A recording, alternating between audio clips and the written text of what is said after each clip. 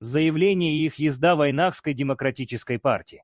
На сопредельных территориях братских чеченского и ингушского народов идет опасная для судеб войнахских и всех кавказских народов массированная политическая и военная провокация.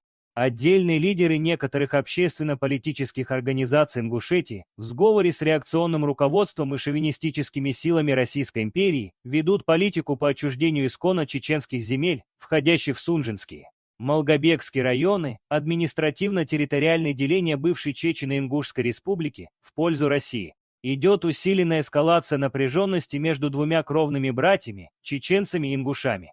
В то же время семьям чеченцев на собраниях в августе-ноябре 1991 года агитаторы и провокаторы из России диктуют лозунги и подогревают конфликт между внутренними и приграничными землями Чеченской Республики.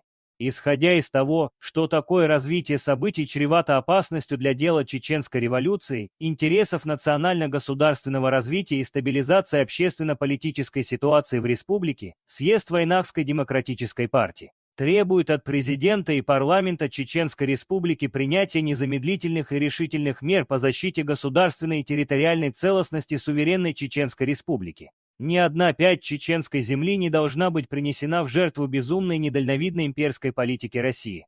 Да поможет нам Аллах в нашем правом деле. Город Грозный, 8 декабря 1991 год.